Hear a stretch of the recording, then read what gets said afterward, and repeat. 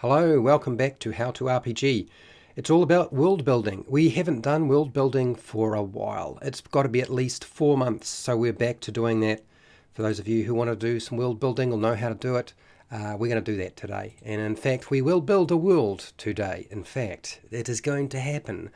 We have about an hour and a half to make that happen, but I'm going to present a whole lot of information so you know how to do it yourself. I'm going to put up a poll, so feel free to take part in the poll. Feel free to comment in the chat, give me feedback, because I will be asking you lots of questions. This is where the audience builds a world rather than I build the world, although I can if I have to. So that's what we're going to do for today. I'm going to pop out my earplugs. My suggestion is grab some food, some drink, grab yourself a pen and pencil maybe. Make sure you're comfortable and ready for this, and we will crash our way through this and give you all the things that you need. Right. Here we go. Hi, welcome to How to RPG. My name is Fred Weller, and today I want to talk about role-playing games. That's right. I want to talk about role-playing games. Anything that you're running. Game Master Preparation. This is Game Master Preparation Lesson 8, and this is world building. Building your own world. I know it sounds scary. It doesn't need to be scary. This is why I do this program, so that it doesn't feel like it's scary. You can handle this. I'm going to help you through this process. The overview for today is I'm going to cover the sources of world building, mapping the world, naming the world and continents, giving your world a creation story, potentially, choosing gods and goddesses, developing the world's locations, its government, developing the world magic, if you have magic in your world, and technology, creating species or races, and your monster population, because often we want our monster population if we're creating a world. Not always, but sometimes. And I always provide miscellaneous recommendations whenever I am running one of these. My objectives are, I'm going to explain how to build and create a world for a role-playing game campaign, your campaign. I'm going to demonstrate how to build that world for a role-playing game. Yes, we're actually going to go through and practice building a world today. It's going to happen.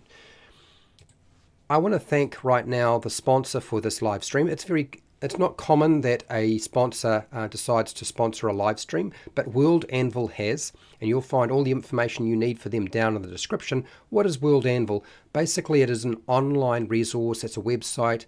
It allows you to store all of your creations rather than putting them into a folder or having them on a Word document. You can put them in a place where it's easy to actually access them. They have a whole lot of tools there as well to help you build your world. You can have everything from your monsters, NPCs, magic items, classes, races, backgrounds if you're creating backgrounds, all of the sorts of things that you would use in your game.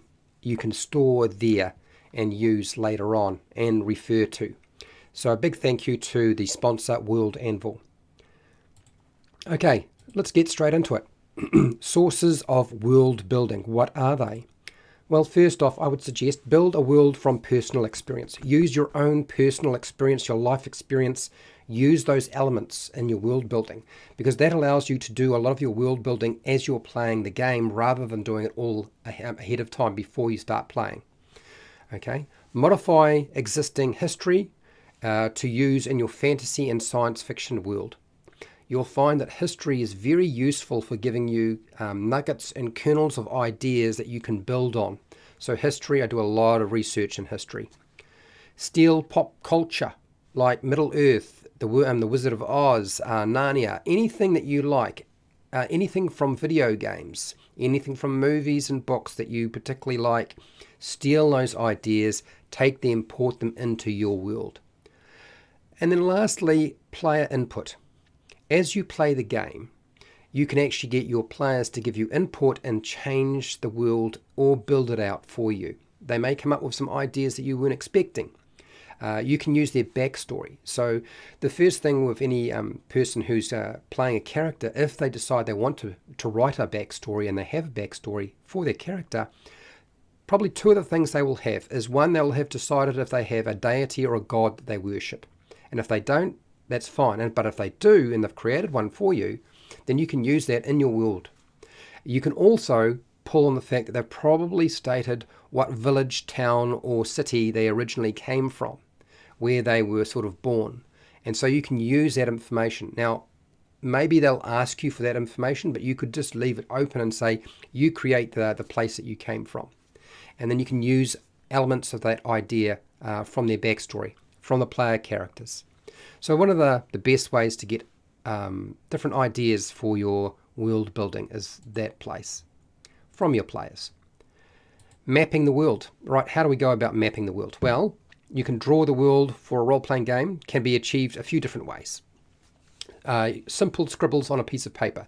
I've done this before where I simply get a blank piece of paper, get yourself a pen or a pencil, and draw a few squiggly lines to represent the continents, and voila, you've essentially got your world. All you need to do is name it. Okay, all you need to do is get it a name. You need to name the continents and some of the locations. Maybe not all of them, but at least the world name is a good start, and maybe the starting location. Okay, that's it. It can be done in about 30 seconds. It's actually not that difficult. Now, if you don't want to go pen and pencil and old school, you can go with a different approach, which is to use software programs. This allows maximum customization for your map. They will look a lot more impressive, of course. There is a learning curve to using software to draw maps.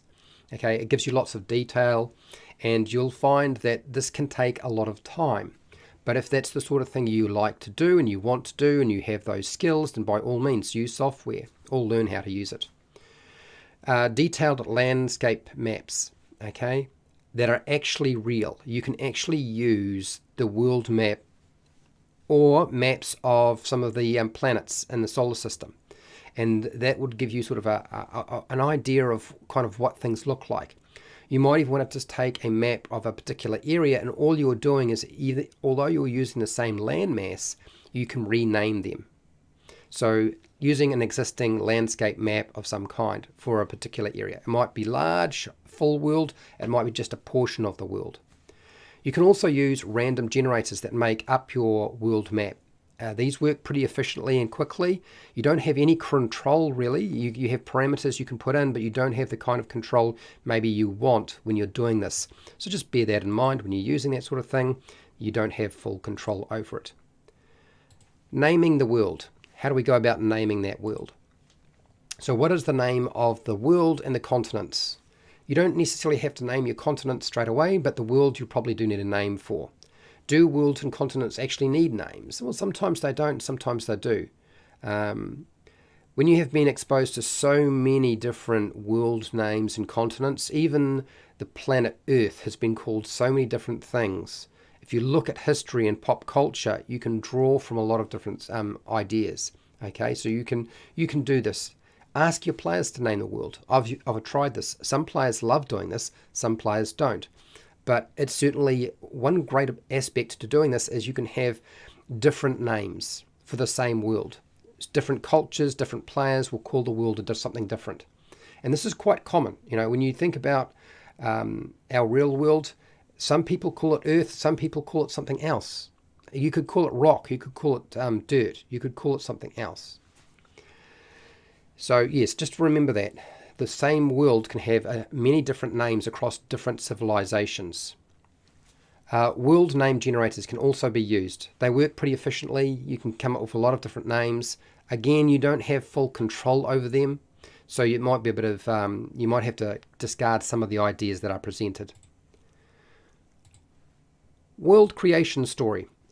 I don't see people talking about this very often, but it's nice to have a world creation story. Why? Because it's part of the mythology. If you want to actually create a world, having your own mythology that's attached to the world can be very helpful. And one of the best concepts behind mythology, legend, folklore, and story are creation stories of the world.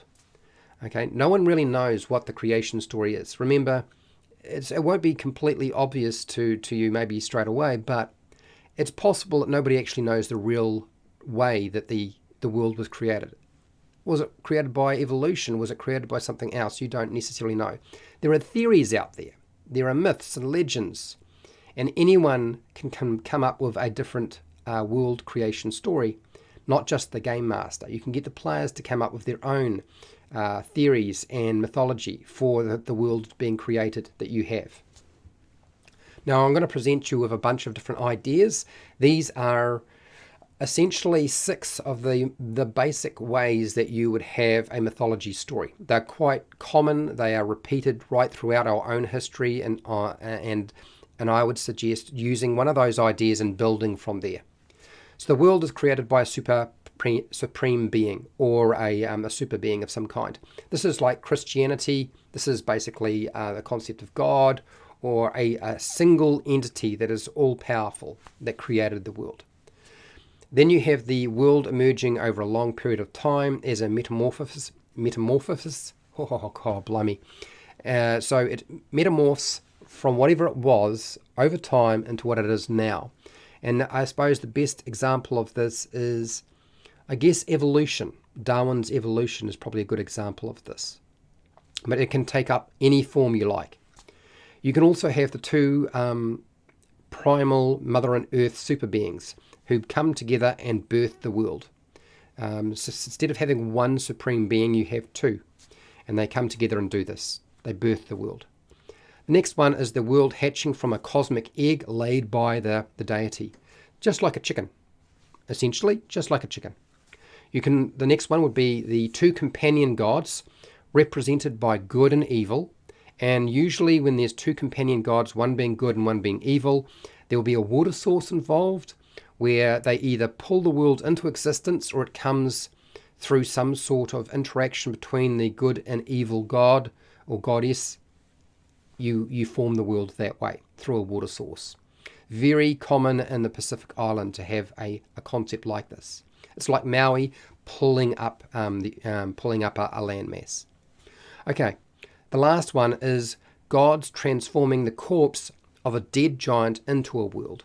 Now, you might decide that it might be a giant titan, or a giant creature of some kind. It might be a dead god that the gods that still exist transform into the existing world. So those are your key world creation stories for those of you who wanted something like that. You just need to pick something and work on it a little bit. Okay, you've got to create some gods and goddesses at some point, right? Now, a lot of this can be done on the fly. You don't necessarily have to do it all in advance, but if you really want to have something to start off with, that's not a problem. Who are the deities of your world? Ask the player characters who they worship. That's one of the easiest ways to get a few extra deities into your world, and then you can add in your own.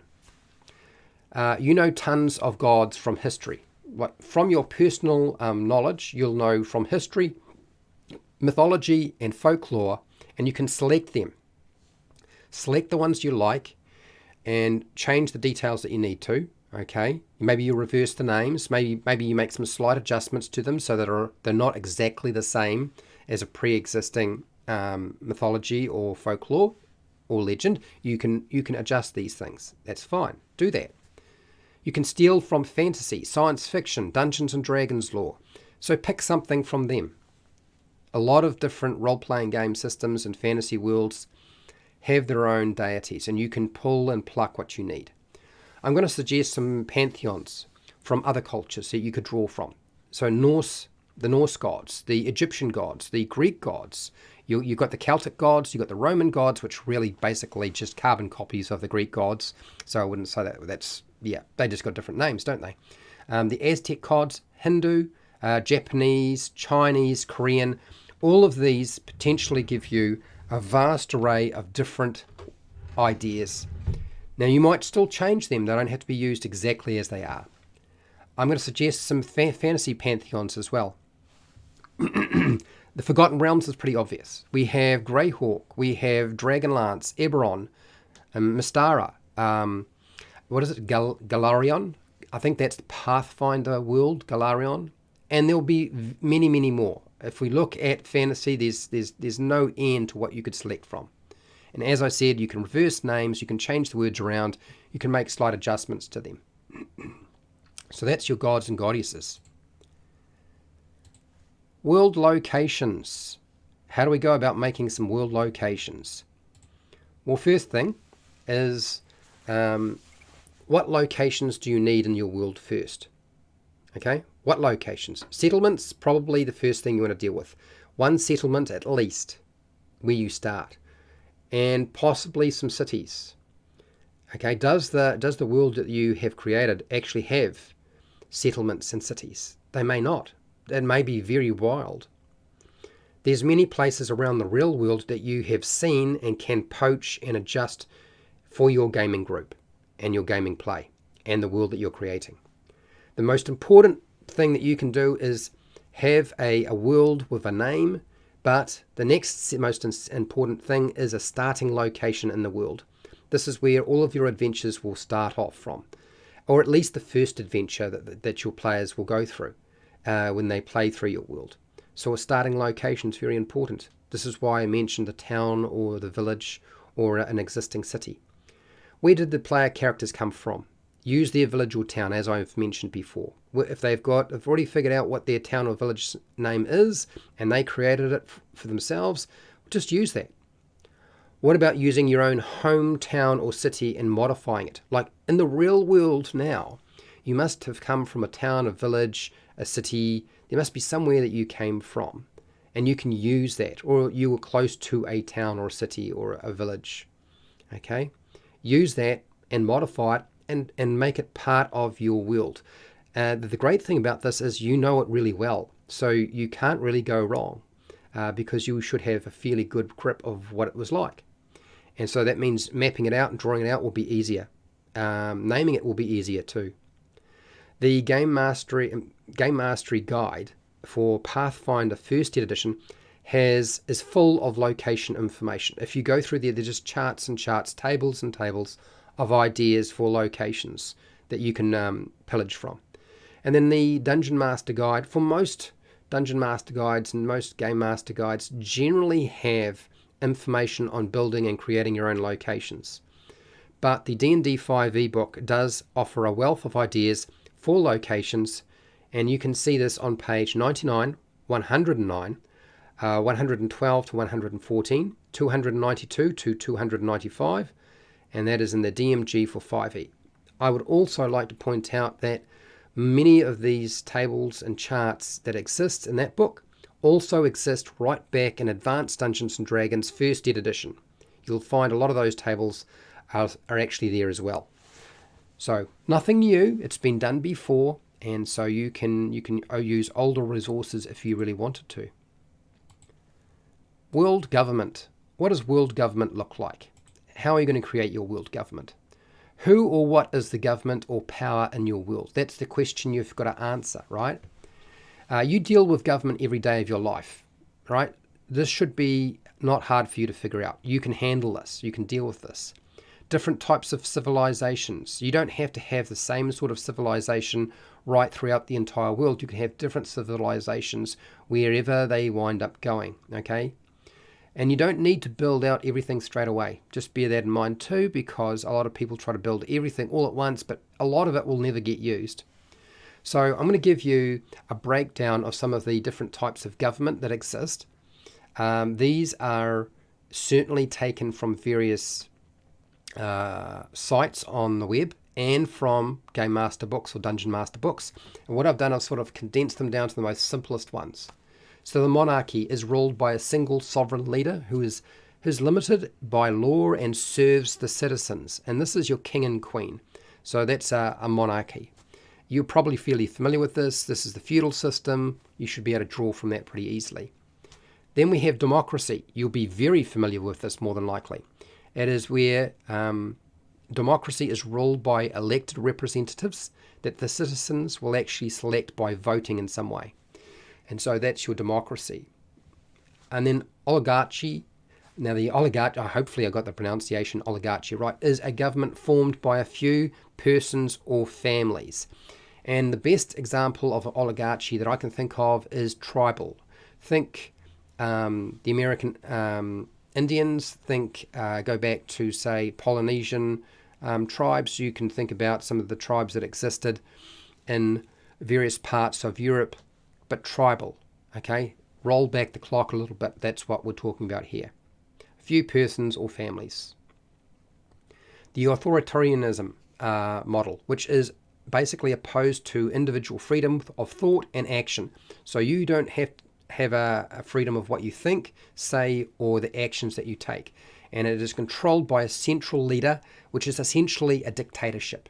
Okay, somebody controls everybody, how they do everything. Now, I'm sure you can figure out a few examples of what that would be like. Okay, it's not that hard to figure out. Okay, the next is theocracy. This is where you have it's ruled by priests, churches, and temples who are agents of a deity. So really, what it means is that the ruling body exists of a religious sect or organization. And if you wanted to look for some stuff in some books, I'm going to refer you to the Game Mastery Guide for Pathfinder First Ed Edition, not the Second Ed Edition, the First Ed Edition, pages 148 through to 159. Has a reasonable sort of rundown of this. And you'll see a vast array, but not necessarily different, because a lot of them are kind of repeating. You check out the Dungeon Master Guide for 5e, and you'll find on page 18 through to 19, there's a big, huge list there, which I have simply taken and condensed down to what I just talked about. And that's your government. Different governments, you're ready to go. World species. Now, when I say species, you might be dealing with a different species, you might be dealing with different races. It depends on how you're building your world. I think the best example of what is the species and races in your world that I can present to you is think of species as a completely different biological entity, okay? And then think of race as being the individual sort of branches coming off that same species. So for example, humans, there are different races who live in different locations, who look slightly different, not exactly the same, but they are essentially the same when you look at the core of them. The same thing could be said of dwarves. You might have mountain dwarves, so dwarves would be the species, and then the race for the species would be mountain dwarf, hill dwarf, forest dwarf, dark dwarf, whatever the heck it is. That would be the race. So you're breaking it up. So it's different. It's just a different category, really. Player characters haven't encountered all of the species and races yet, so you don't have to have them all figured out straight away. My suggestion to you is pick a few that you know from fantasy fiction and add the rest later. So I think the best rule of thumb is whatever you can put on your one hand, 5 different races, that's what they start off with, and just go with that. And then you can build on that over time. You do not need to have 30 or 40 different playable races or different races that every player knows about straight away. Start small and build out from there. That gives you a bit of mystery. You can actually make some changes and add some stuff when you're ready. Modifying real-world animals to create a fantasy species or race is one of the most common things that are done by any publisher and anybody making their own world. Just taking a real-world animal and making some adjustments to that, modifying it for their fantasy or science fiction species or race. Select a handful of species and races from any role-playing book. So my example here is just open up usually you'll find the species and races in a player's handbook of some kind, or a core book for your role-playing game. And so you just go pick 5. Just pick 5. And you're done.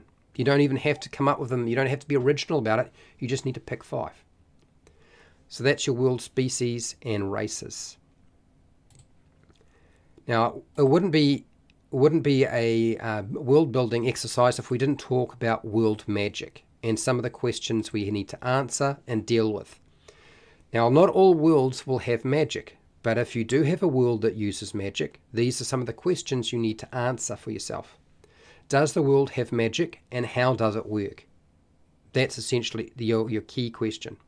Now, how it works and what magic is, it's one of those questions that's kind of like a silly question, and I'll explain why. Really, this question is one of those things which doesn't need to be answered because it kind of cracks me up. Remember, magic is mysterious and amazing. So the idea is because magic is mysterious and unknown, you don't necessarily need to know exactly how it works. You just need to be able to present the fact that there is magic and things happen that are outside the normal laws of the world. That's essentially what it is. Is your world high or low magic? Are you going to be going low magic or high magic? Do you have magic shops? Because it's the first question most players will ask if you have a world that does have magic, is where can I go and buy magic items and magic stuff? So decide if you want them, and if you do have them, decide what sort of things can be purchased in those magic shops, because it's the first place they want to go as soon as they get some money.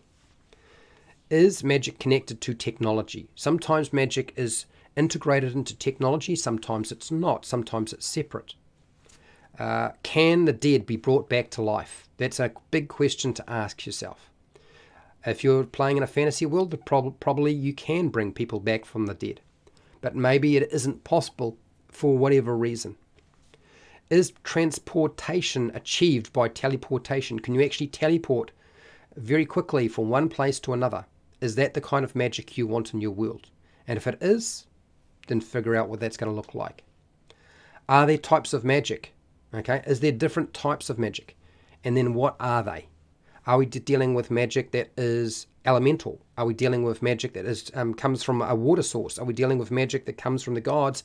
Are we dealing with magic that comes from some other entity? Like, are we dealing with the Force? As in Star Wars uses the concept of magic as the Force, okay? Or spirit. Maybe it comes from the spirit world. Maybe it comes from the power of trees on your world, or animals. So decide on what type of magic it's going to be. What are the restrictions to the magic in your world? Maybe there are no restrictions to magic in your world, but maybe there are. Maybe there's some things that do restrict how it can be used.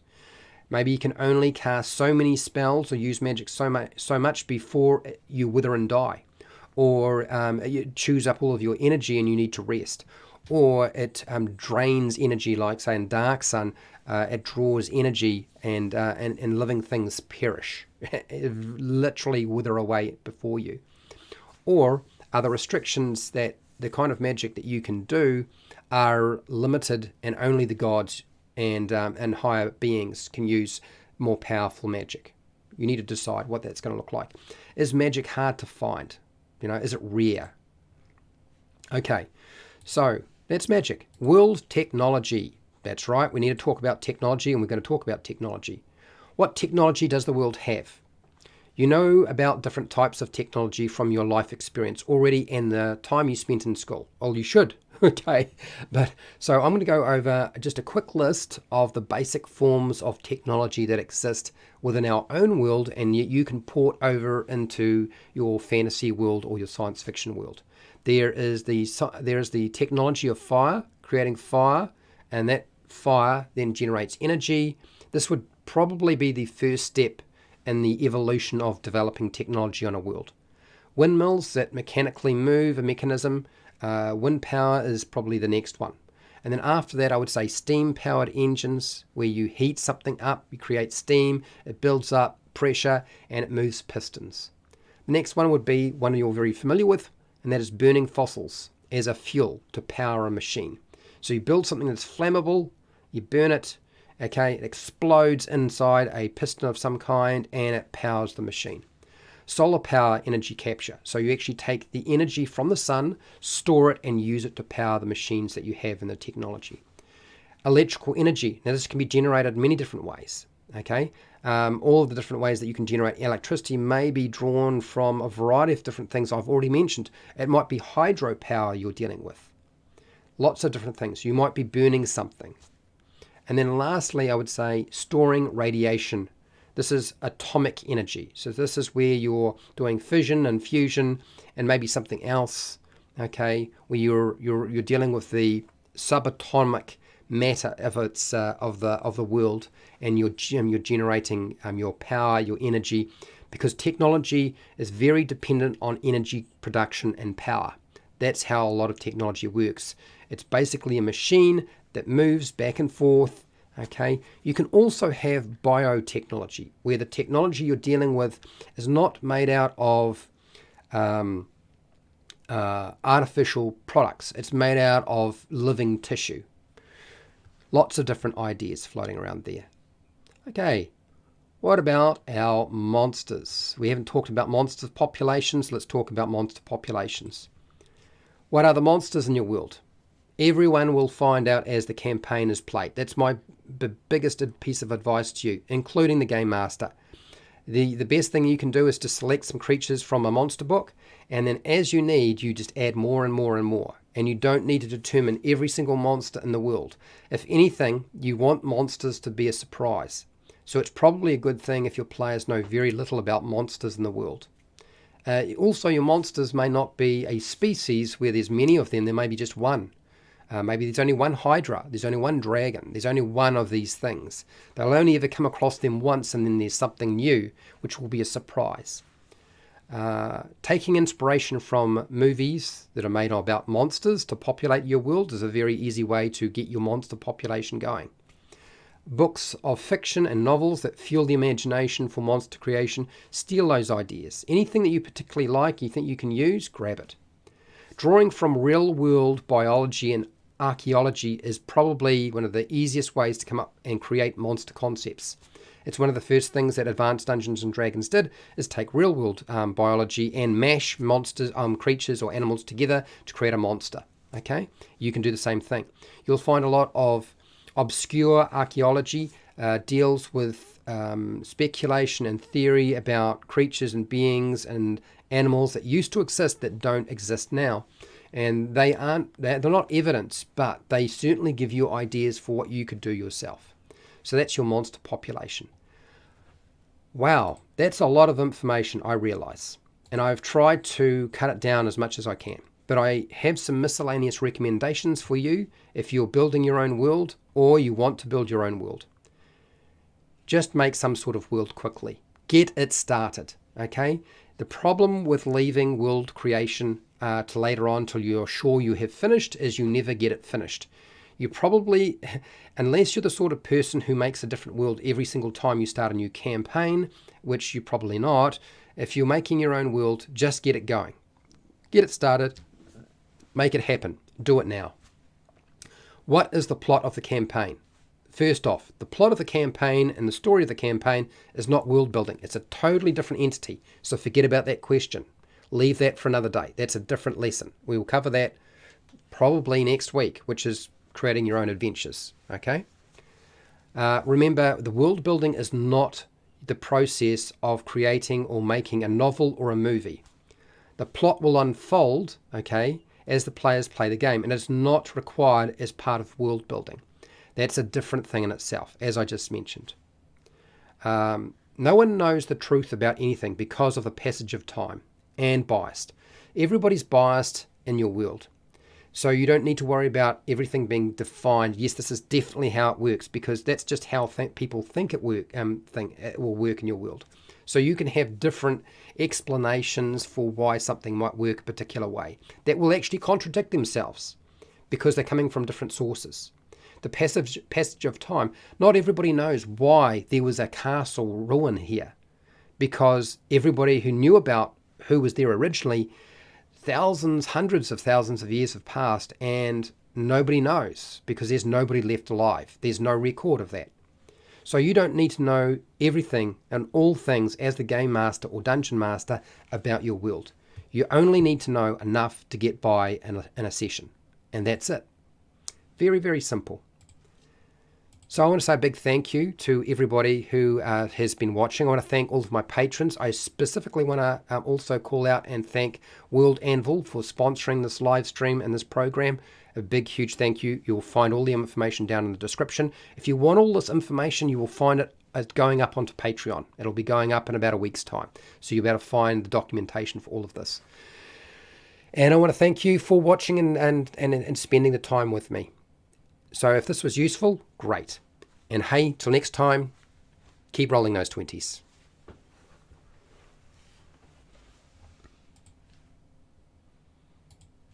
Okay, let me get myself over here. Let me see if I can get this. We're going to go into chat first.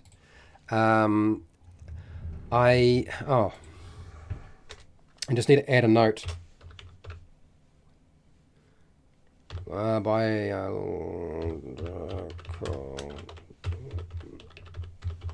All right.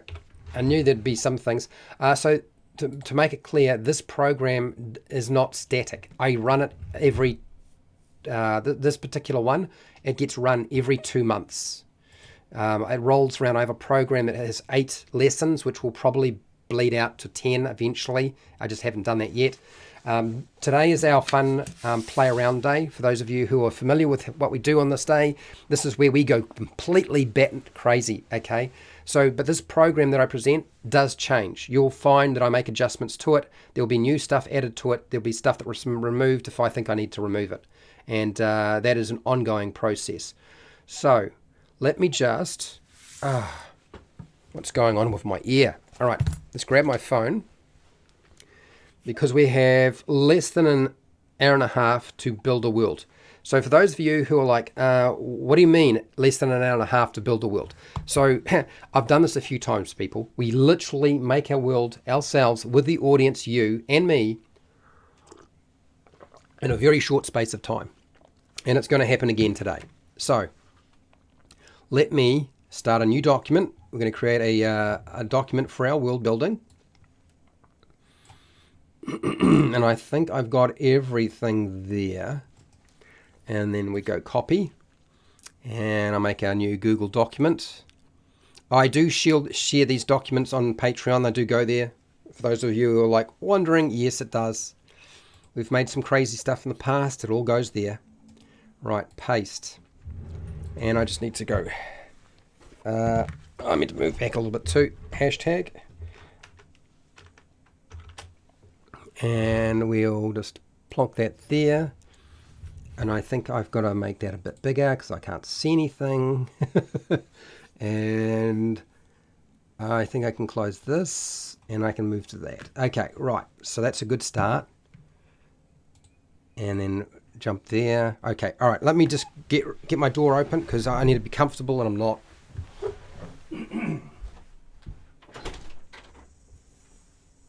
Okay, all right, I'm feeling better now. There we go. Let me have a quick look at chat very, very quickly before we go rocking into this. He says, knowing fully well that he should be getting started. Let's do it. Norok, hello Norok. Norok is a patron, supports me on Patreon. Thank you for being here. Indeed, I have created my own world. Yes, Norok has. He creates a lot of stuff. Prepare, cook, survive. How are you?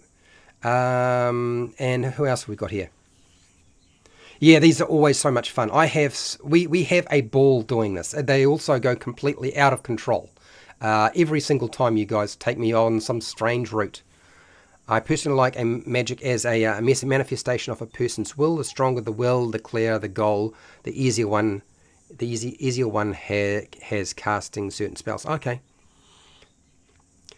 Sorcery without a patron. Oh, yeah, okay, I see where you're going with that. All right, what else have we got here? We've got Overboard. Hello, Overboard. Overboard is a patron and also a moderator. He has his own YouTube channel, deals with miniatures and terrain and reviews. Thank you for being here. Nice one. The hardest part to create a world is coming up with its name. That's the only thing I struggle with. Well, that's the first thing we're doing today. You know this. You know this. All right, so let's get out the gas, Fred. Sorry about that, people. Let's find my window. There it is. And let's get it going. Let's get it going, baby. Let's get it going. Let's get it going, baby.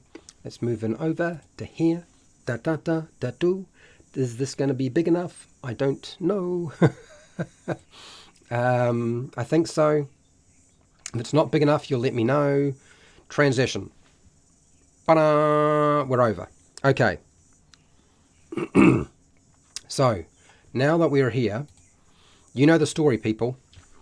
I'm going to put in a prompt, and you're going to respond, and we're going to build this thing in an hour and 20 minutes. So we better be fast. Hashtag. Make a name for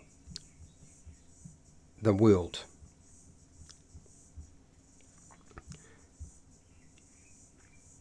Oh, come on. There we go. Start naming it, people. Come on. You come up with a name. I'll put them down. I'm just going to start setting out this because that's my job here, right? is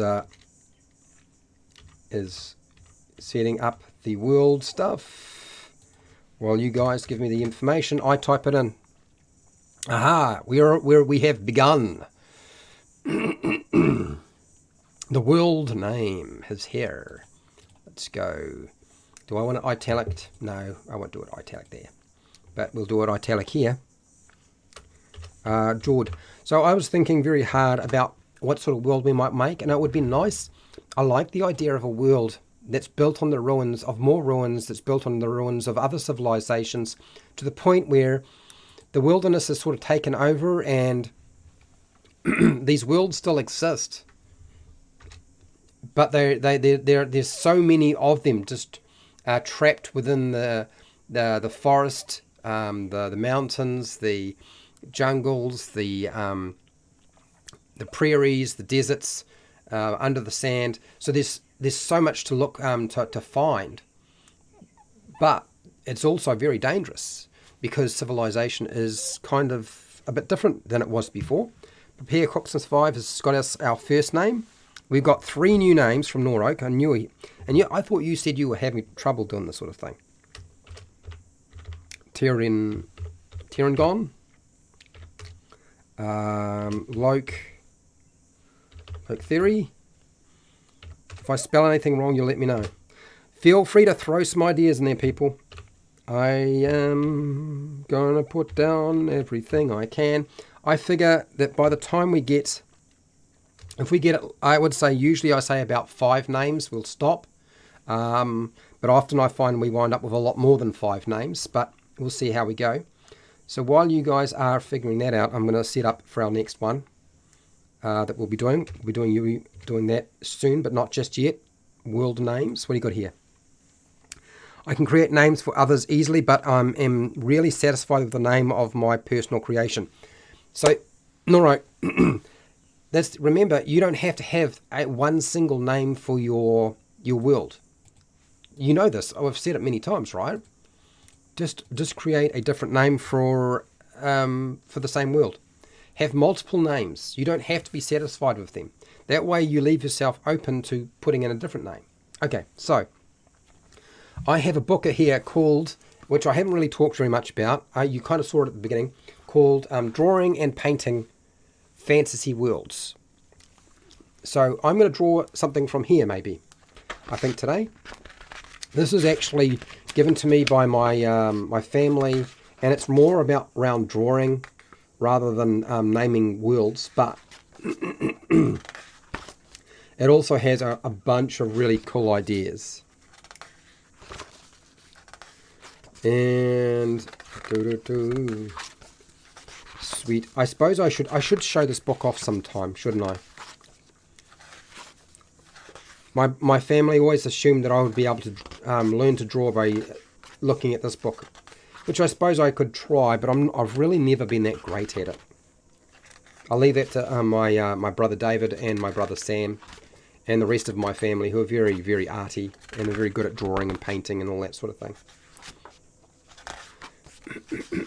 Right. Okay. Well, we've got creatures. I don't see anything that's sort of catching my eye here. So, we're going to do what I had suggested, which is... Oh, okay. Right.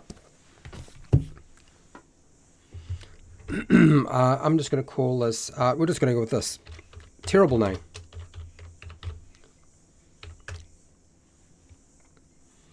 I'm going to grab this book here. I've grabbed a player's handbook, and since we've only got... Those of you who are here, feel free to throw a name in. It doesn't really matter what it is.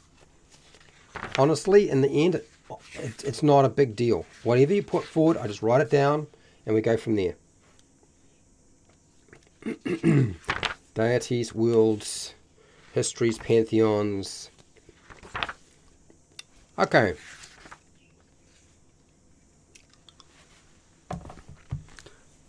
All right. I think that there, we've got 5. We often have had more than that, so obviously we're not today. So let's go straight on to races. Okay. Which of these names will we use? I don't know. We'll see. We can come back to that. So let's come up with at least 5 different races, which you can make up yourself. So let me just type this in. Hashtag create a race or species. There we go. Let's see how you do.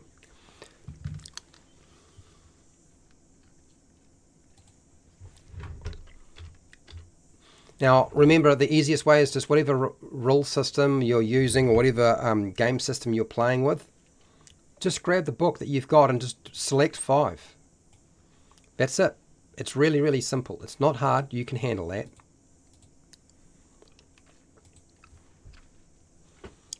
What's our first one going to be? Everybody's very quiet today. Have I scared everybody today? Can you see everything? Do I need to make the print bigger so you can see what's going on? Is that the problem? I don't know. You tell me.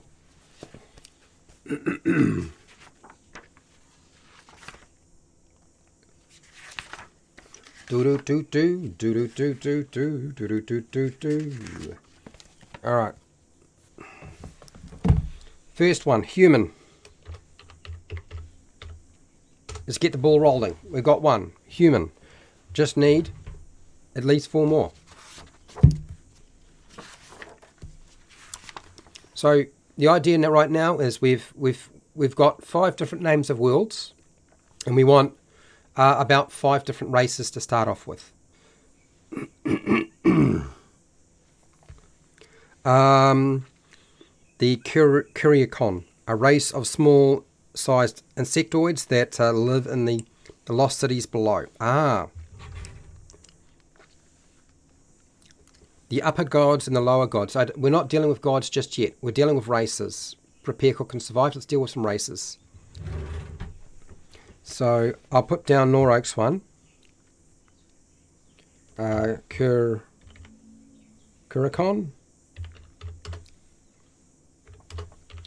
Race of... Hello, Spirit Wolf. Hello, how are you? So we're coming up with, we've got 5 names of worlds. If you want to name a world, just go hashtag world name or what it is. Right now we're coming up with races of small insectoids that live in the lost cities below. All right, there we go. We got one. Next one. Let's go with aviary. Is that what I wanted to put down here? It's not quite what I think I was trying to write, but we'll see how. That's no.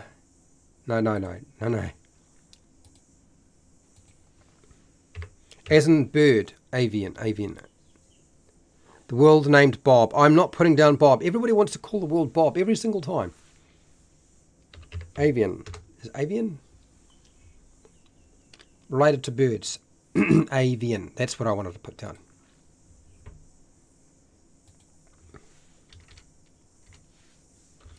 Avian. A humanoid bird species that live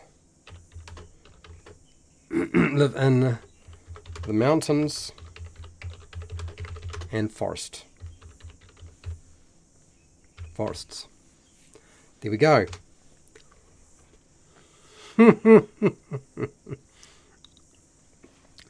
The world name Bob. God. And as like I didn't know that was going to come. So we've got 3 species. And if people don't say anything, I am just going to pick some stuff. We don't have to pick the same old stuff, by the way, too. Oh, do you really think it's going to get nice and crazy? I don't know. You guys have been pretty quiet today. I would say pretty quiet. The anime movie? Really? Oh, Oh, Spirit Wolf, I've got what I want. I know what I want to put in here. We've got to have what are we going to call it? Dog folk. What's the thing that always seems to be missing? It's definitely got to be a dog-like species. Like, why is it that Dungeons and Dragons seems to be avoiding this? Are they all cat lovers, or what is the issue? Canine.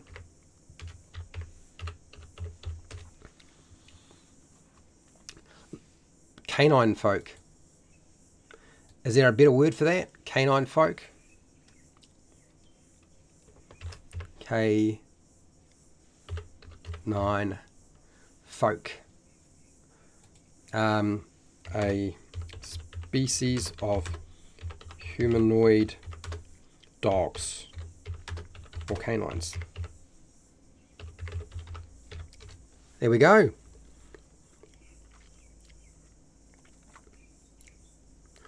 Vionic. Rattling. Rattling, there we go. Love it. Here we go, we've got a rats. Rattling. Humanoid species of rats. There we go, we've got rattlings. Ah, now we're talking, now we're talking. Spirit Wolf, I see you've got a name here for a world. I'll put it down. The Vionic, is that right? Vionic. Alright, I've added it in. It's done. Next. Species, mechanical arachnids with a hive mind. Oh, alright, let's do that. So, what do we call them though? What do you call them?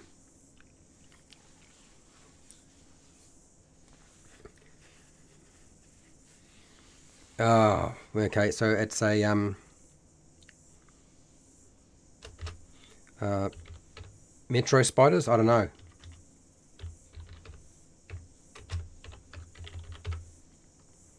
Oh, snail sloths. Don't go there again, please, people. We've done snails and we've done mushrooms. It's time to move on. Metro spiders. A mechanical arachnid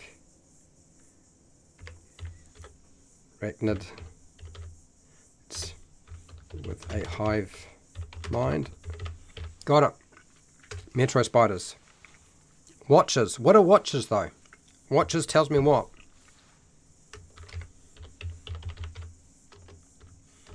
Don't have anything else to go with it. Hello Fred Hubber, how are you doing? No campaign world is ever finished. It was a trick question in the poll.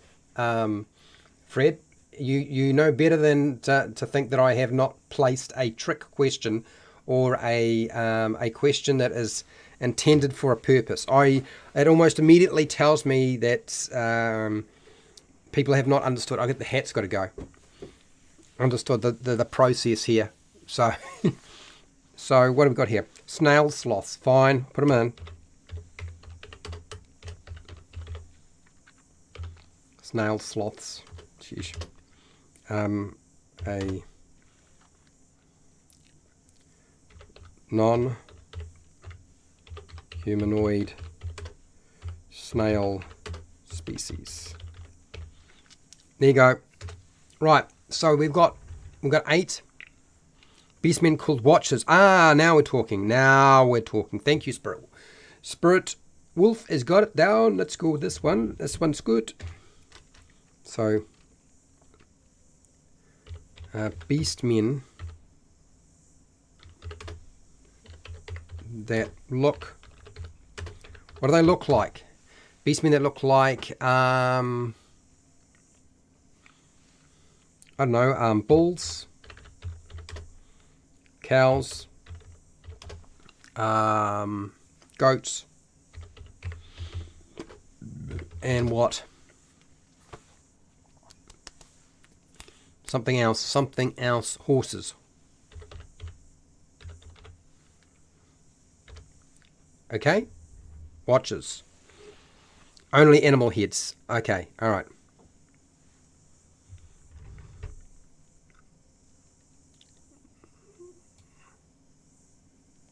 Animal heads. Heads. Okay, watches. All right. Arachnid.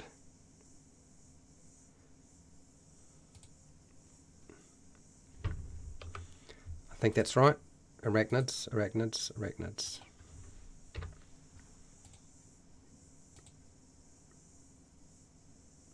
Oh, fine. Squirrel. You want squirrel? We're squirrel people. Floating balls of eyes. But what would it be called? Fred, what's it going to call? You're going to call it a squirrel? Brump centaur. Okay, all right. So we got some species, got some races and species. What do you want to everybody call them? Species, races, something like that. Races. And now let's go gods. Hashtag. Give me a god name, god or goddess name and what they and what their domain is.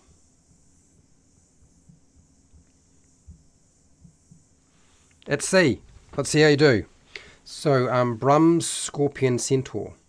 Brumps Scorpion Centaur. I think that's what you were trying to say here. Did I miss anybody? Squirrel. I don't know what to do with squirrel, though. Squirrel.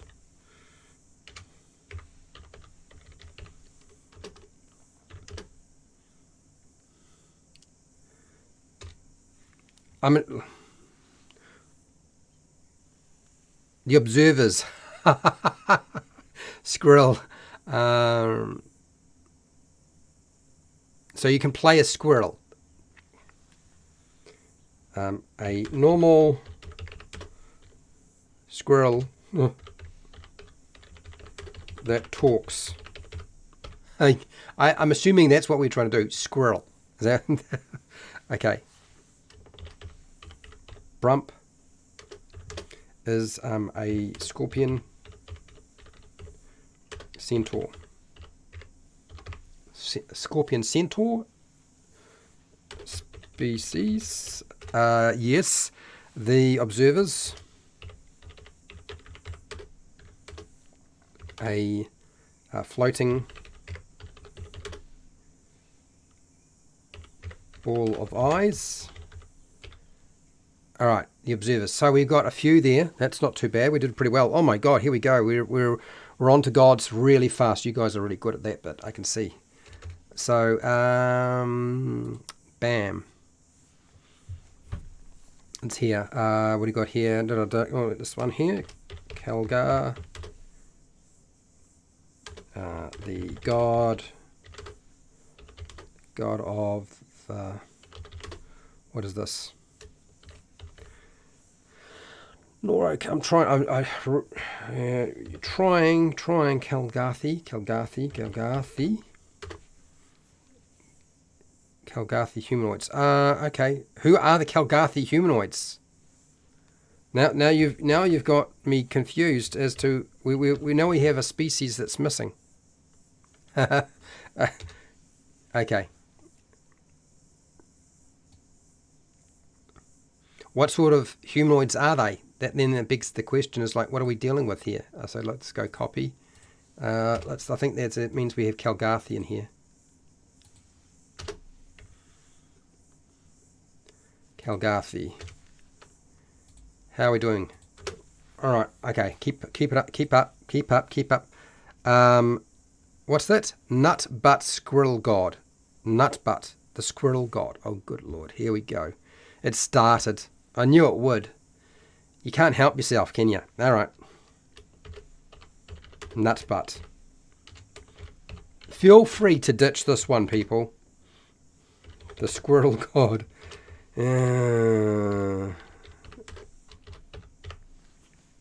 Nut butt. Jeez. Okay, goddess. What's this? Boulders. Soccer ball-sized rocket people. Oh, boulders. Oh, that's a species. Oh, that's from the other. Okay. Oh, boulders. Boulders. Oh my gosh. Boulders. Soccer ball-sized rock people. Okay. Okay. Boulders. Got the boulders in. Back to gods, goddesses, squirrel, climbing trees and acts like a nut. Okay. Goddess, splat god of falling. Splat goddess of falling death. Okay, alright, okay. I can see this is. Really? There are people watching, and this is your contributions. Yes, of falling death. Yeah. Splat. That's what you were trying to get at, right? It could be it's time to nut up or shut up. Okay, all right. Come on, stay with it, people. Stay with it. Okay. All right. Prepare, cook, and survive. Maid Mers, protector of the ocean. Right. Okay. Now we've got Maid Mers. Right. That's God. Right. Jeez. Maid Mers. Protector of the oceans. Fish.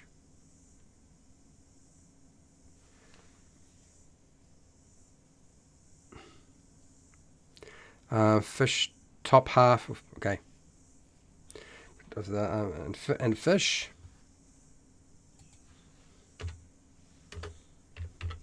And fish. Top half is human legs. Oh, I see. Looks like a fish with 2 legs. That's really what you're trying to say? Got it. It's in. Done.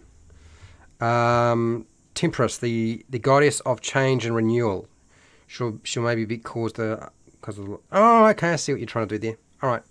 Let me just... actually, I'm just going to cheat so that I don't fall behind, because I will fall behind. You guys go fast. I take a break. That'll be even more interesting. There we go.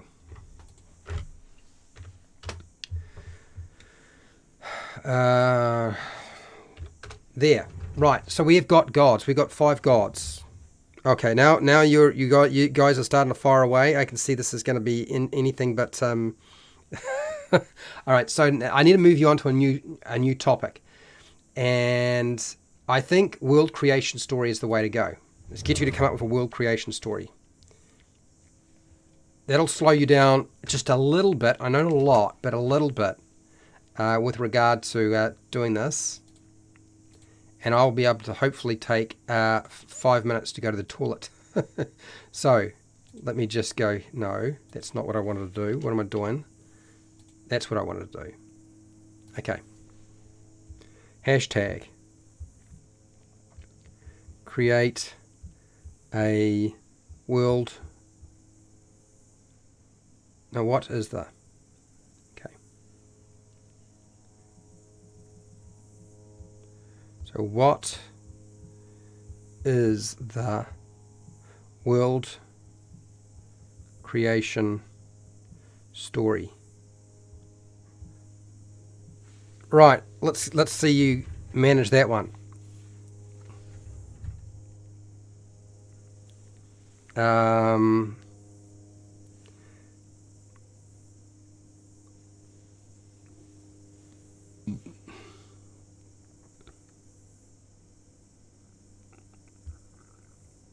No, no. Okay, cool. All right, so I'm going to let you guys think about that. I'm going to take a quick break while you try to come up with some world creation stories, and then we will continue. Won't be long.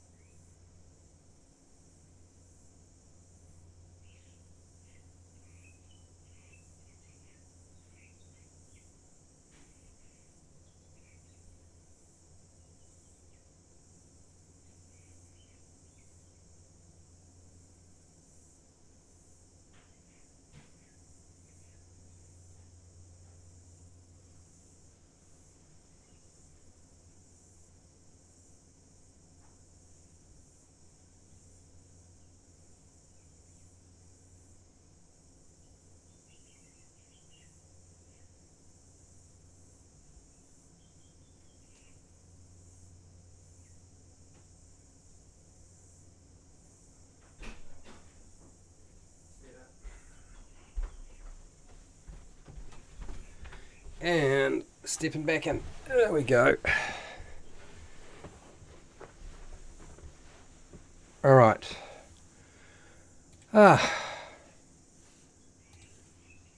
Wow. I'm terrified to even scroll down to see what's been going on. Frankly, right now I'm terrified to scroll down. I imagine right now that there is a lot of different creation stories coming up, and who knows what they're like. Let me just get this stuff down that has already been typed up about gods. Terek.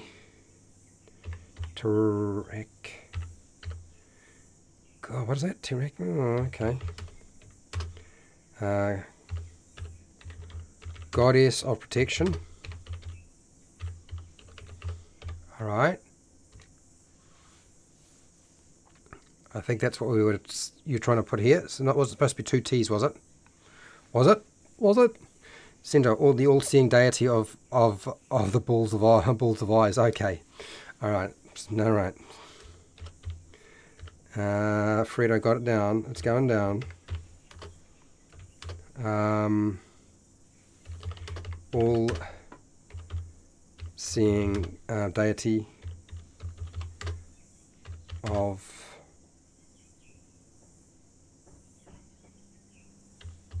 eyeballs. Okay. You got the grey one. Goddess. Oh, okay. The grey one. And it's the god of sorrow and despair. Lovely.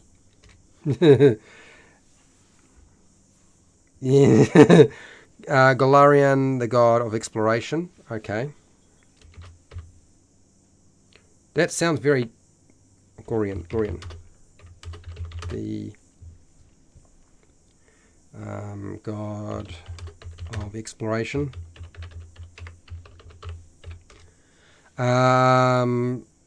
Salty, the demigod of death. Oh, good lord. Fine, I'll put it in. Salty, the demigod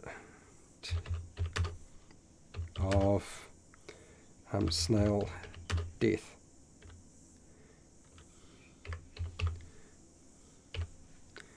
Didn't quite get snail in there, but let's see if I can respell that. Might help. Snail death.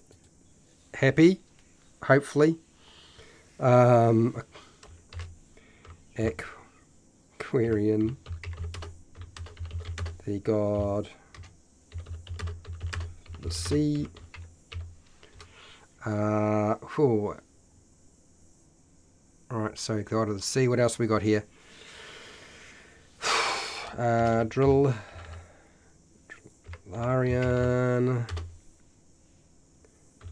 the deity of what? Deep delvers. Fair enough. I think you guys have got the right idea. Bling, the god of merchants. Bling. Sorry. The god of merchants and treasure. Okay. Alright, okay. Hello, Wally. How are you doing? So as I expected, I knew that there would be a bunch of different ideas for world creation stories. As expected, they have not let me down. They're on their way. We've got a few things going on here.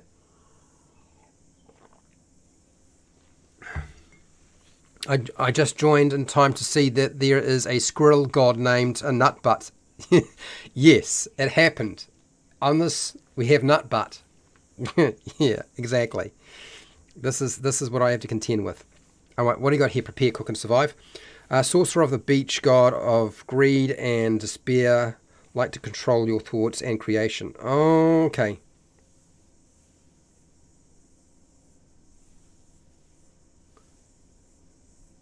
Sorcerer.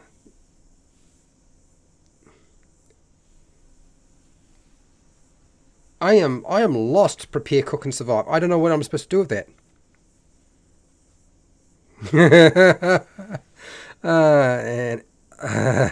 Okay, all right. Okay, so I'm going to catch up. So I'm cheating, people. So you're going to see the screen go bananas. Okay, so let me just see if I can find the first one. I don't know what to do with that.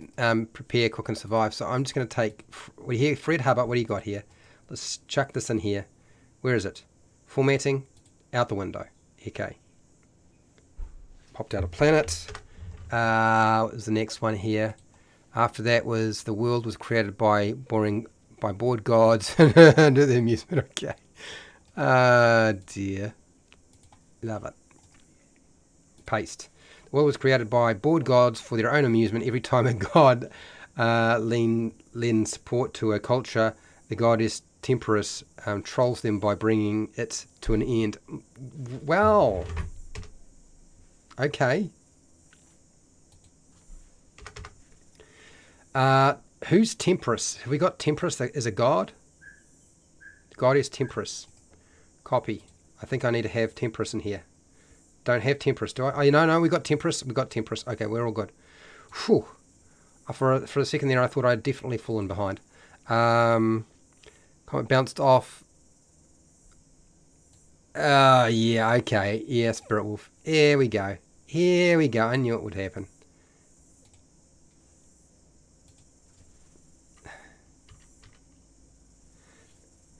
Okay.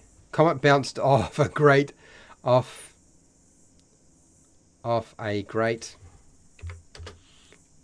goddess's forehead. The cursed goddess screamed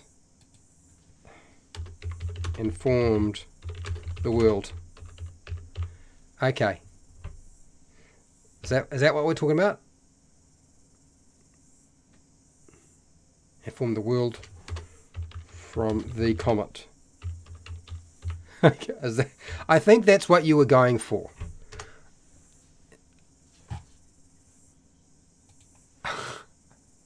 Yep. Welcome to the madness, Wally. Yeah. I only got so much. Yeah, the world is the fifth grade day at his child experiment. Oh my gosh. Really? Okay. Let's just. Oh, well, I see. I am catching up. I've learned. Fifth grade deity child's experiment in a giant jar. Okay. All right. Nice. Let's. What else? That was Fred's idea.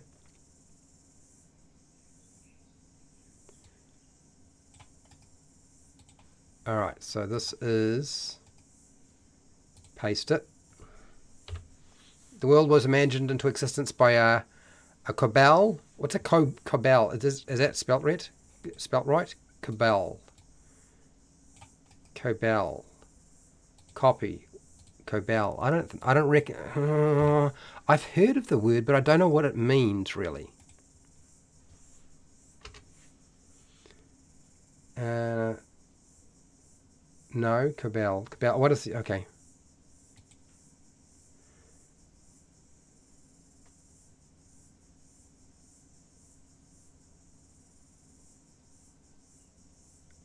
I am lost. You're gonna have to inform me what a cabal is, Norok. I don't know. Copy. Chuck this over here. I don't know what to do with that. I don't know what that is. I don't know. It's too hard to figure out. Let's go here. And we just had 6 different world creation stories. Fred. Oh, now, yeah. Course. Yeah. You just in the world. I should have read it carefully before I actually posted it here. Fine. You got it in. Well done. Yeah, nice one. Prepare, cook, and survive.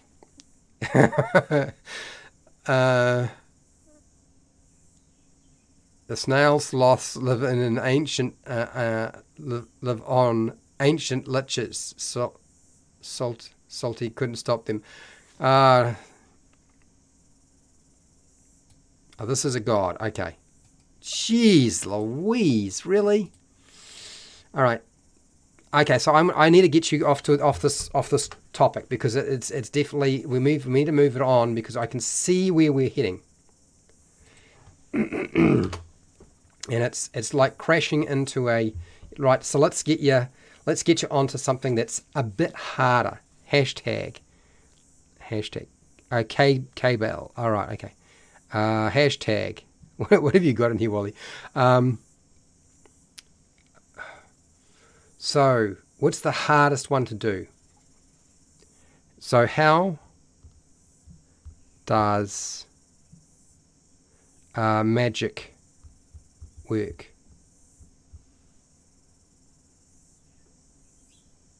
Magic work.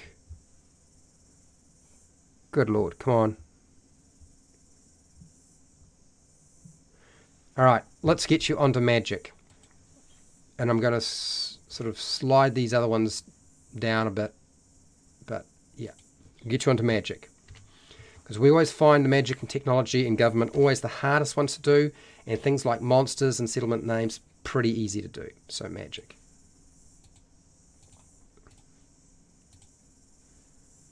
And bam. Sweet as. All right, let me just see. I think we've got plenty of... Okay, Cabal is a society. It's a Cabal. All right, that makes more sense. Have you ever seen the Petty Gods book for Advanced Dungeons and Dragons? It's full of weird deities. No, Wally, I have not. No, have no idea. Do you have the book, do you?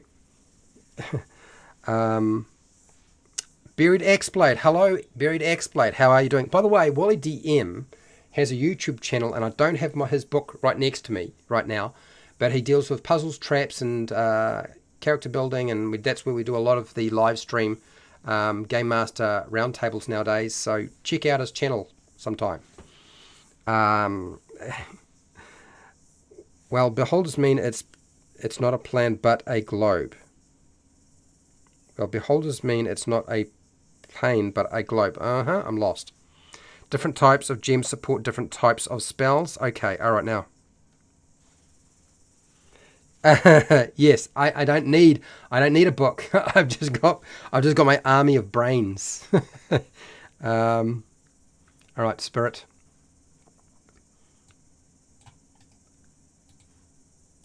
We're just going to cheat the whole time here. I'm going to sit here and just write down all of these ideas, and hopefully not get caught out by anybody. Different types of gems support different types of spells. Right, nice. Like the idea, Spirit Wolf. Good, good, good. 5 ideas and we can move on. Magic powered by what? By the dandruff of deities? Okay. Sure. Who wouldn't have thought of that one? Fred Hubber. Fred Hubber thought of that one. That's your idea. Copy.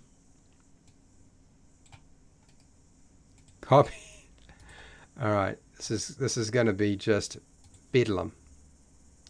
Sacrificing. So what is this? Sacrificing time, motion, and language makes magic.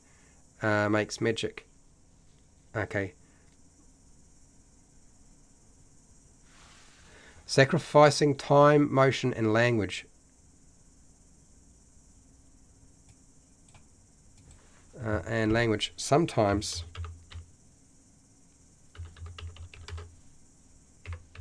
allows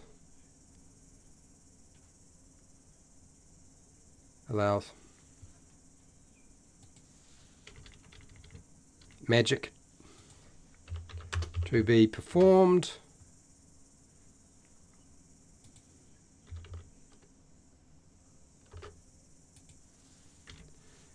and work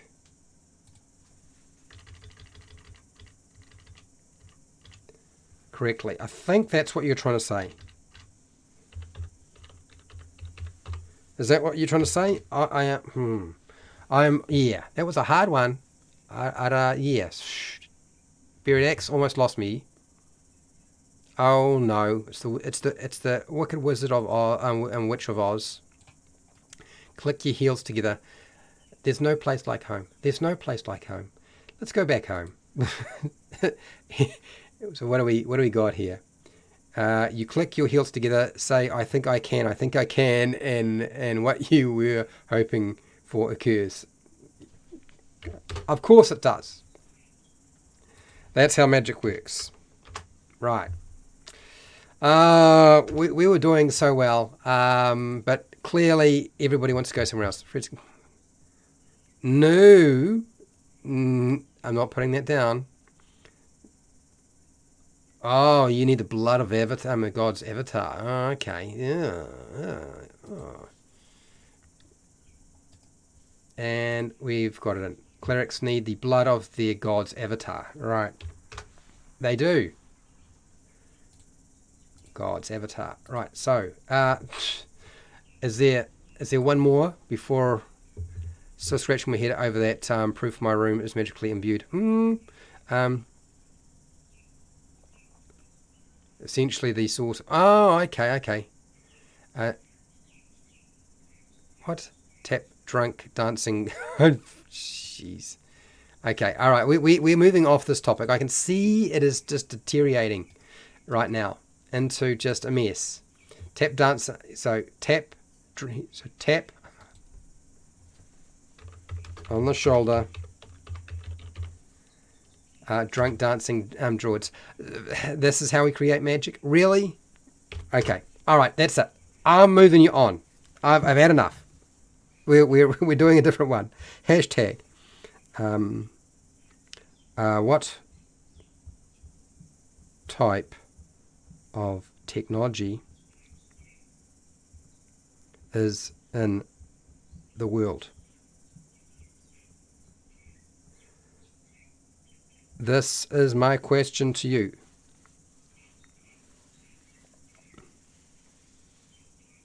Oh, okay, that's interesting, Norok. I like that idea. Not bad. I actually think that's pretty good.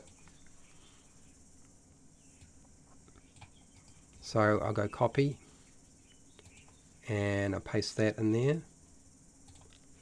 If you draw a picture of what you want to happen, then say activate and say the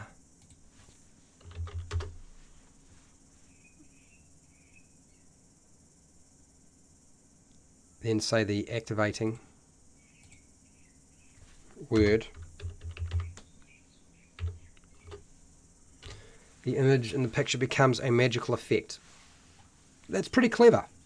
Really, pretty clever. Not bad. I was impressed. I will assume that maybe somebody else will come up with some more of these, but we'll just move us along. And technology. We are dealing with technology next. Government. Government's always the... really? Government? Now you know why clerics and druids are rare. Yeah, exactly. Exactly. Or are they even a thing at all? Like, that's the question.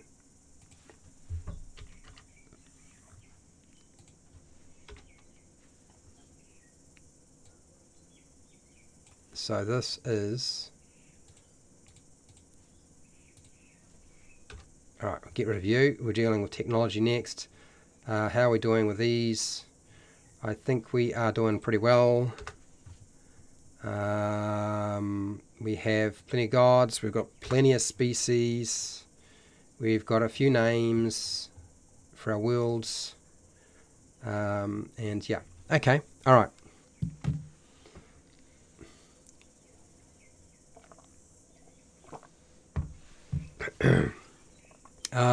Sonic tech plus kinematic acoustics and cusp between iron and steel ages. I do not understand any of that, Beard Axe. You lost me completely. I mean, I can write it down, but I'm going to have to decipher it at some point. If you can decipher it for me, that would be very helpful, because I don't understand anything that you just tried to say there. Added a big question mark. You've tried to communicate a lot of different ideas there, and I don't know what I'm dealing with. Does anybody?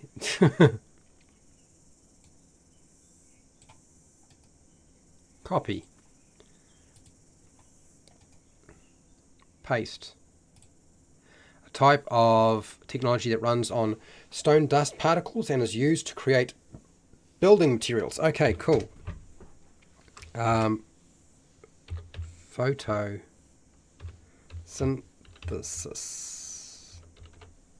God, I'm terrible.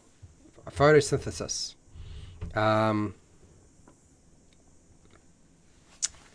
Photosynthesis. Come on. We know what photosynthesis is. I'm just going to describe it, don't I? I'm going to cheat. I'm just going to go in here and just... What is photosynthesis? Paste. I like the idea of going photosynthesis.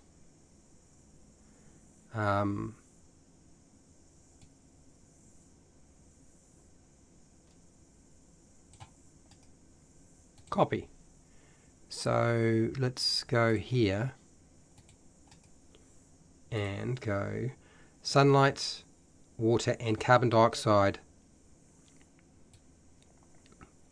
combine from plants to create oxygen and energy in the form and energy. Not necessarily in the form of sugar though, just energy. And energy. Like glowing plants. It's kind of like bioluminescence, I guess, but GNOME steam powered engines, of course. Okay, GNOME steam powered engines. It's steam. There we go. That's better. The transmutator. What is the transmutator supposed to mean? I don't understand. How does that work? What are you talking about? Transmutator. It's just a single. It's 2 words, and I don't know what I'm supposed to do with it. With magic so abundant, is needed. We have getting things. What?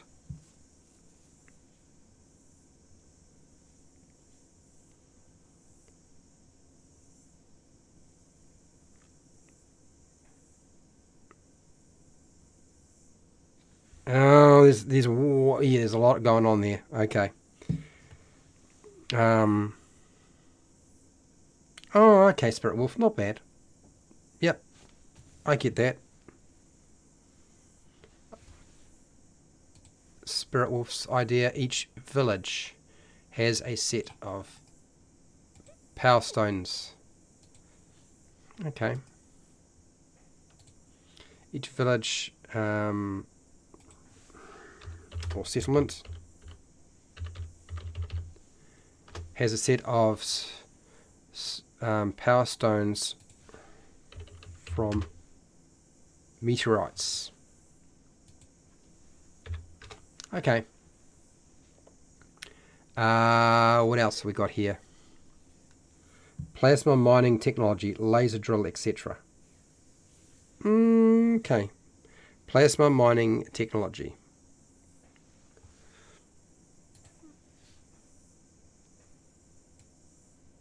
Okay, we'll take it. Paste.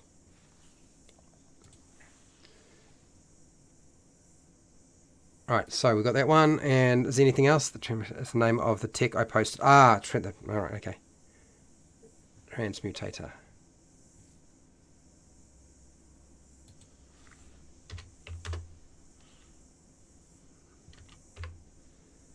Good Lord. Here we go.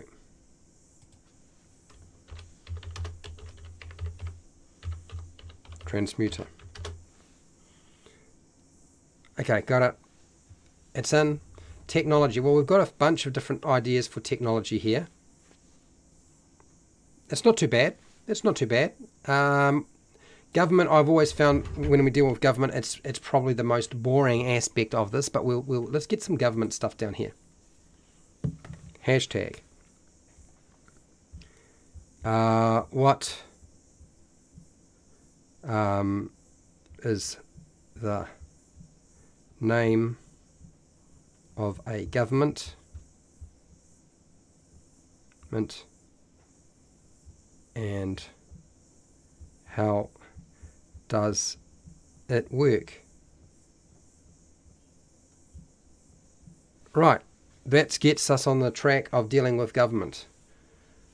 For those of, I think we've got a little bit of technology stuff here, which is kind of nice. I think that's always nice to sort of put something up there. So photosynthesis, I want to put in here 20 character limit, low tech magic power kitchen gadgets.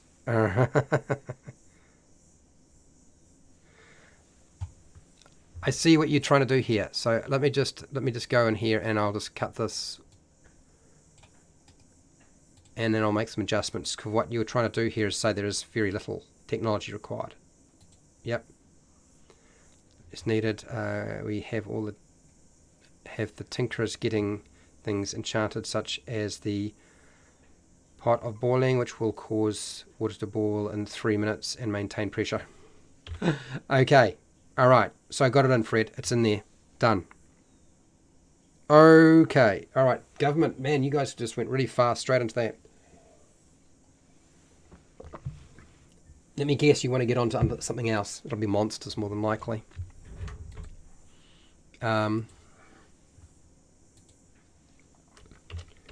Bio energy.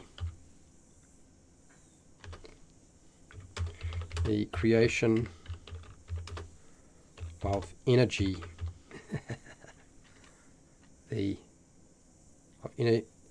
energy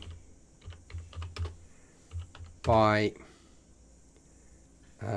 draining heat from a living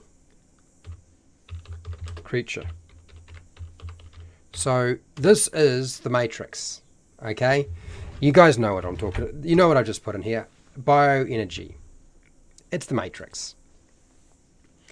Okay, so what have we got here? So no kinetic weapons work on energy. I don't know what we're trying to do here. Okay, all right. So let's.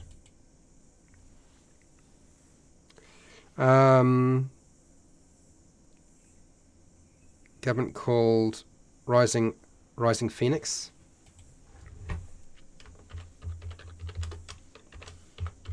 Rising Phoenix. What is it though? Because we've got Rising Phoenix, but I don't know much more.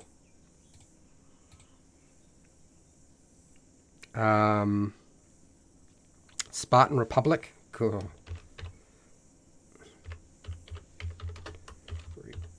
Republic. I need a bit more information on that though.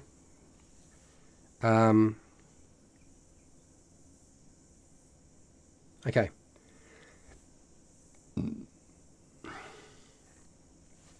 Okay, so we've got two different names of governments, but we don't know really what they are.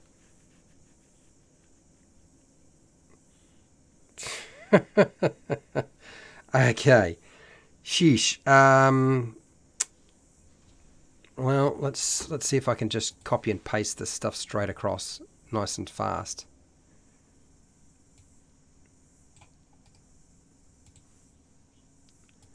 Yeah, let's just do that.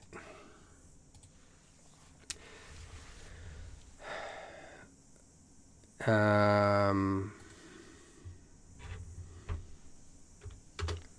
don't really quite understand what you're trying to say there. Thieves Guild, mediocrities, balanced by personal sovereignty. I am unsure what that's supposed to all mean. I really don't know, Beard Axe. Again, I am lost. All right, okay, so this is something.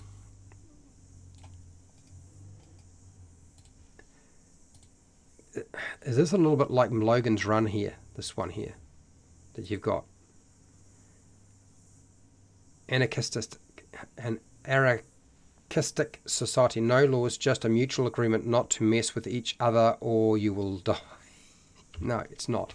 It's something else. All right.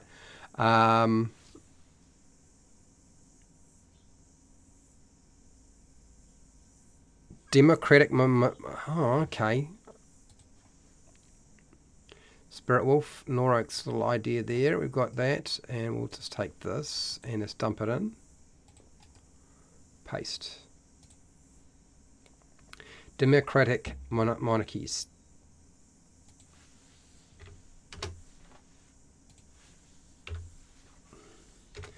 That seems very twisted. What else? Bard College leadership. Oh, okay.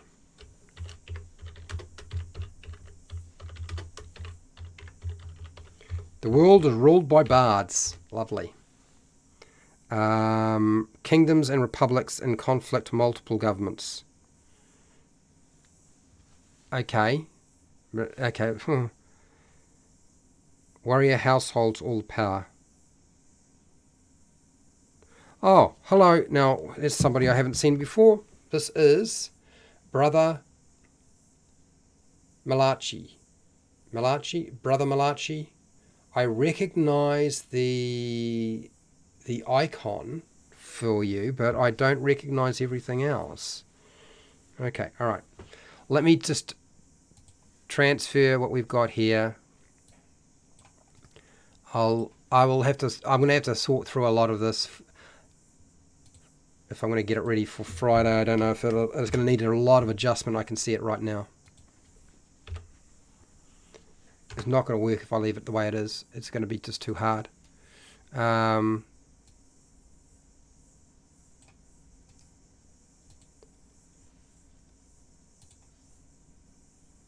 Oh, so warrior house, hold all the power. So this is from who? Spirit Wolf. What did you say here before? I see. So this goes here with this one. All right. So the Spartan Republic is warrior house, holds all the power. Yes, I get it.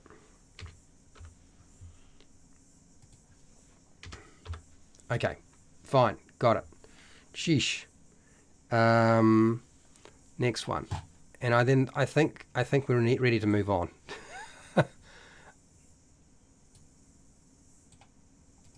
Copy, and I'll transfer that over. I am sorry if you can see the screen is going absolutely nuts. I'm just trying to get things over, and I'm not very good at typing.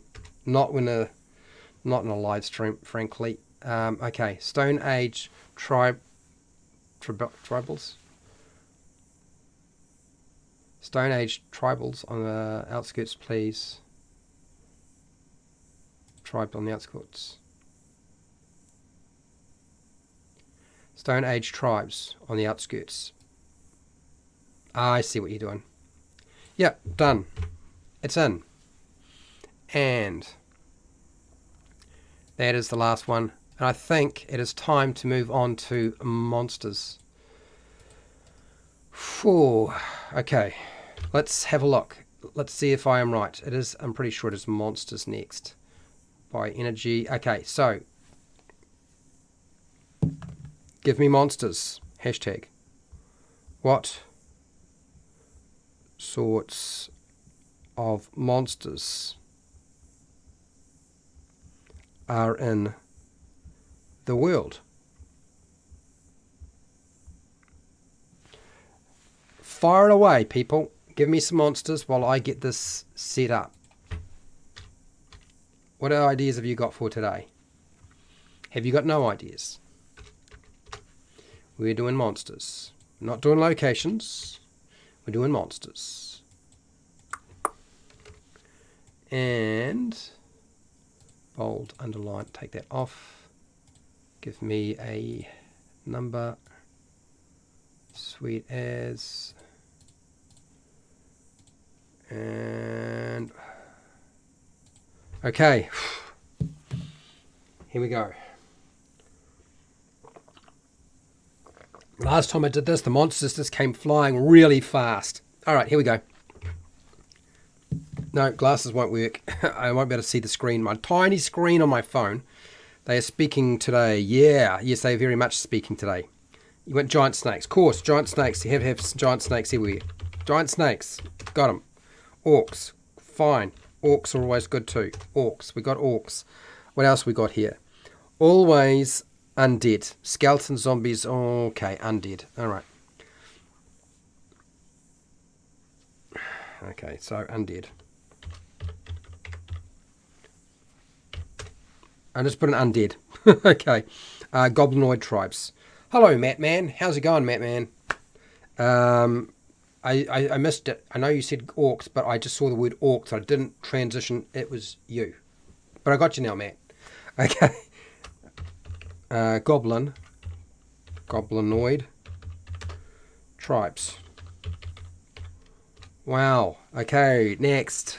Snakes with bird heads and wings. Oh, God, Lord.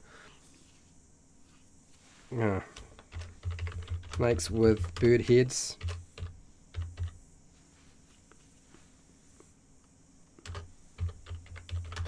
And wings.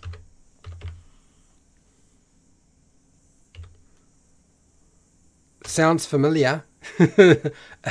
I think it's pretty obvious what you were talking about there. I understand. Let's just so everything under the sun. Just, I mean, honestly, it won't really matter. It's going up onto Patreon, and whatever you guys do with the document, because it'll be an open source document, it won't be a PDF, it won't be locked. You're going to do whatever the heck you want with it anyway, or you're going to throw it away. I mean, I don't care. So make whatever you like up. I don't mind. I don't care. It's all good. It's fine. Wingless Stranglers. Okay. We got wingless dragons, of course we do. All right, so that's Spirit Wolf Norok you've got here. The Quagoths. Beholder Crime Syndicate. Monsters. Well, so basically you're saying beholders, aren't you? And all beholders have a crime syndicate. So I think Beholder Crime Syndicate, what you're really saying is you want to behold a crime syndicate. That is the government. Correct? Yeah. Crime Syndicate. Where are you? Syndicate. Syndicate. Oh, my brain is. It's been too long. I'm getting tired. It's happening. I'm starting to come apart. Okay, what else have we got here? Carnivorous plants that can walk. Oh, triffids, basically.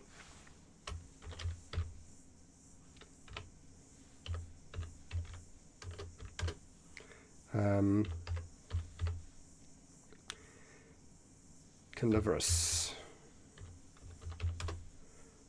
Walking plants. Oh, that's not triffids. Triffids. Trifold triffids. Triffids. How do you spell triffid?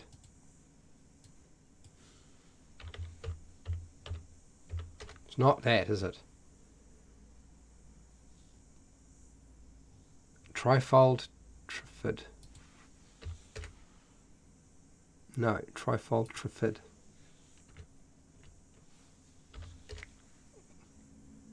Ah, triffid. There we go. It's a triffid. Took me a little while, but got the triffids. Ah, there we go. Ah. All right. So, yeah, I got it, Fred. It's down. 4-armed monkeys. Course. Are they white? Let me guess. White. 4-armed monkeys. It's very John Carter, Edgar Rice Burroughs. I'm assuming that's what we're heading for. Scaled rats. Scaled rats?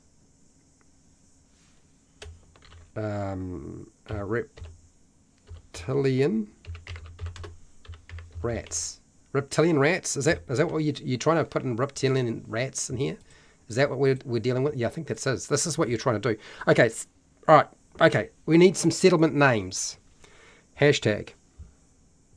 No. Hashtag. What is the name of some locations?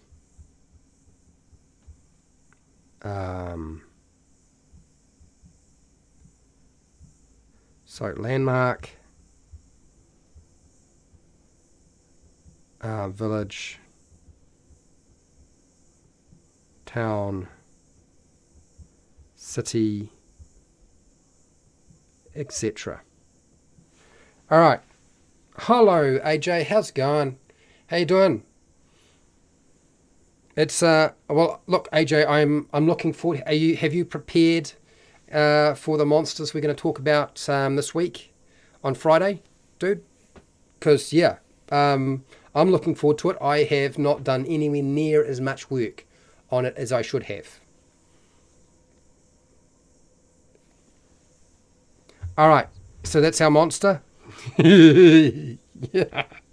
They won't even know unless they're from New Zealand. They won't know what I'm talking about here. Kiora. Tattoo. And so and annoying Annoying. Annoying bird that steals and breaks everything.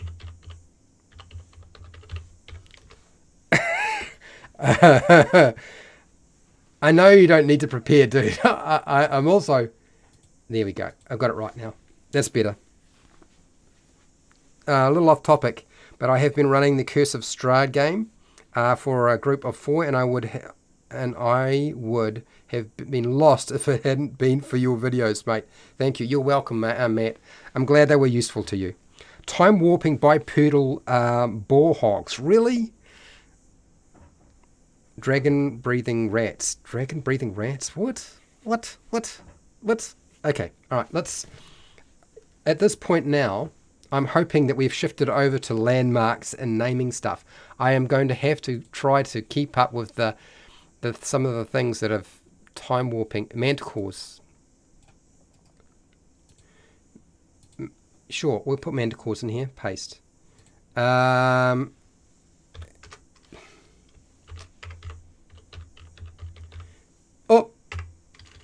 Manticores.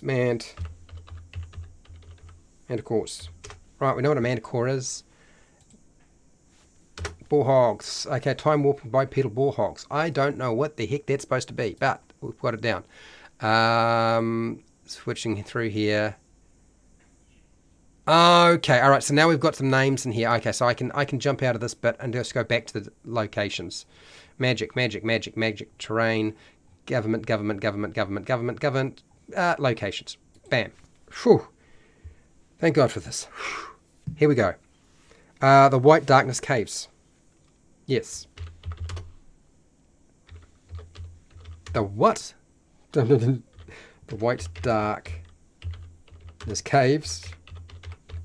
The Great Forest of... Oh, okay. Matt's got in here. Let's see. Great Forest of... Null. Oh, my eyes are just so weak. Nolden. My brother was right. I need to have 2 monitors. I just don't know where I'd stick it in my office. The Crystallized Forest. Man, I love these names, people. Not only are they cool names, but you've actually managed to have the name tell me pretty much everything we need to know. You're really getting a lot better at this than I thought you were.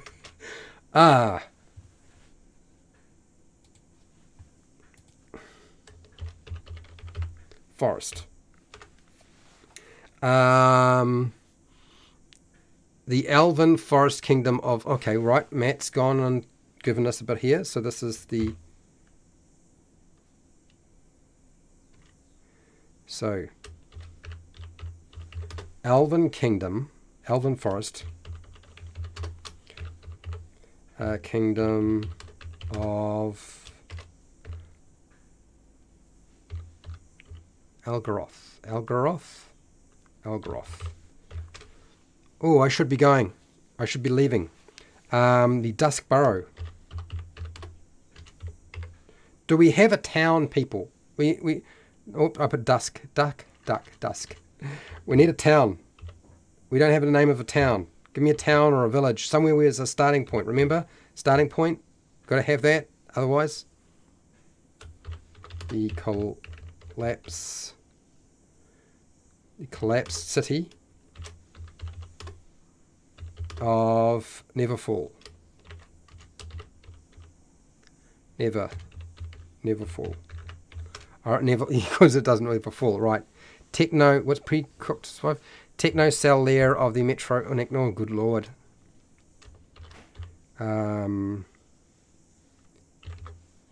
Techno cell. Technobell. Techno cell layer of the Metro arachnids. Okay. It fell in the ruins between it. Okay. Tattoon's Tattooed six villages. Tattooed six villages? Really? Tattooed? Okay. And AJ's in on this now. Okay, so there is no way I am going to get to work on time and get all these names down. There's no way. And it's clear to me that you guys have got this totally under control. So I'm going to have to watch the live stream and fill in the gaps because there's a bunch of stuff here. Tattooed six village.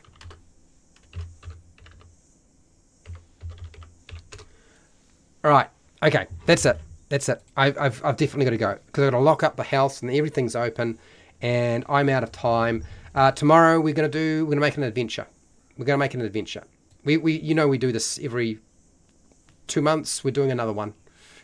So yeah, that's the plan. That's the plan. Yeah. All right. Anyway, I better get myself moving, and I'll have to finish this up. I will try to get it up onto Patreon this week, but I'm not going to guarantee because I'm going to have to go through and do a little adjustment. I will add in all of the things and ideas you've added, including everything that I have not included. I will put into it, okay, and then I will censor. I will adjust. I will make some changes. I hope that everybody had a good time. I thought it went down pretty well, considering that I talked way too long at the beginning. That presentation is getting just way too complicated. Anyway, it doesn't matter. I want to say a big thank you to my patrons who support me on Patreon. A huge thank you to World Anvil for sponsoring this video. I do appreciate it. You'll find the information for them down in the description. I want to thank everybody who took part in the poll. Everybody who's been commenting in the chat, the live chat.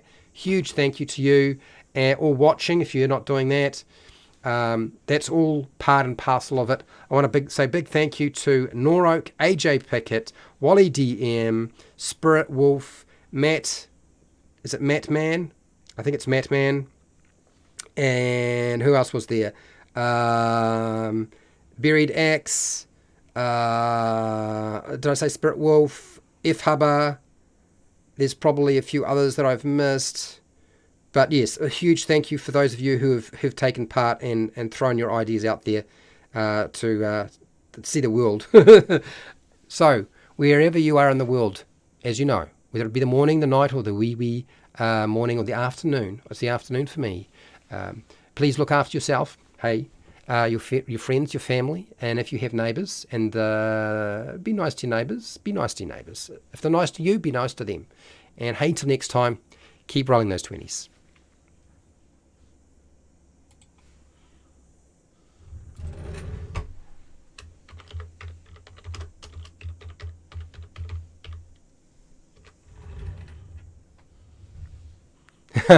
I see all your ideas. Don't worry. When I can watch the chat, I will put them into the document. It'll happen.